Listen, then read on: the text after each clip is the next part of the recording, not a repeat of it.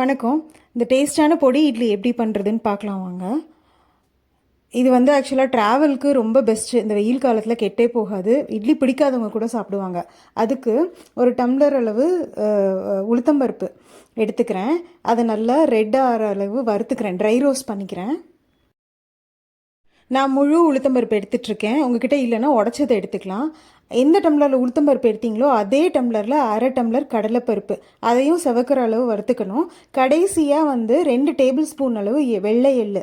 அந்த எள்ளை வந்து இந்த கடலைப்பருப்பு செவந்த உடனே அதிலையே போட்டு கொஞ்ச நேரம் வறுத்தீங்க அப்படின்னா எள்ளு பட்டு பட்டுன்னு வெடிக்க ஆரம்பிக்கும். டக்குன்னு அடுப்பை ஆஃப் பண்ணிடலாம். இது எல்லாமே லோ ஃப்ளேமில் பண்ணுங்கள், இல்லைனா தீஞ்சிரும். அடுப்பை ஆஃப் பண்ணிவிட்டு இந்த கருவேப்பிலையை போட்டு இப்படி லேசாக 4 பெரட்டினீங்கன்னா கருவேப்பிலை மொறுன்னு ஆகிடும். கருவேப்பிலை நல்லா வாசனை கொடுக்கும். இப்போ வந்து கிட்டத்தட்ட 20 சிவப்பு மிளகா, வத்த மிளகா எடுத்துகிட்ருக்கேன். ஒரு 4 சொட்டு நல்லெண்ணெய் ஊற்றிட்டு அதில் இந்த மிளகாவை இப்போ நான் வறுத்து எடுத்துக்கிறேன். வெறும் மிளகாவுக்கு மாத்திரம்தான் எண்ணெய் ஊற்றுறோம், அதுவும் 4 சொட்டு தான் ஊற்றுறோம். மற்ற எல்லாமே ட்ரை ரோஸ்ட் தான் பண்ணியிருக்கோம் நம்ம. மிளகா வறுக்கிறப்ப எப்போவுமே லோ ஃப்ளேமில் பண்ணணும், இல்லைனா டக்குன்னு தீஞ்சிரும்.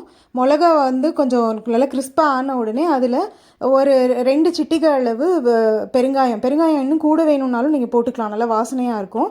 அப்புறம் இது வந்து கொஞ்சமாக வெல்லம் ஆப்ஷனல் தான், வேண்டான்னா விட்டுடலாம். இப்போ வறுத்தது எல்லாத்தையும் நம்ம முதல்ல ஆற வச்சுட்டு ஃபஸ்ட்டு மிளகாயை தனியாக அரைச்சிக்கணும். அப்புறம் அது கூட அந்த பொடியல் அந்த பருப்பெல்லாம் போட்டிங்கன்னா நல்லா அரைப்பட்டுரும். பொடி ரெடி. இந்த தேவையான அளவு நல்லெண்ணெய் ஊற்றிட்டு இந்த மாதிரி இட்லியை அதில் குழச்சி இது பண்ணோம் அப்படின்னா வந்து பொடி இட்லி ரெடி ஆகிடும். மிக்சியில் அரைக்கிறப்பவே தேவையான அளவு உப்பு கலந்துக்கோங்க, சொல்ல மறந்துட்டேன். ட்ரை பண்ணி பாருங்கள், பிடிச்சிருந்தா கமெண்ட் பண்ணுங்கள். தேங்க்யூ.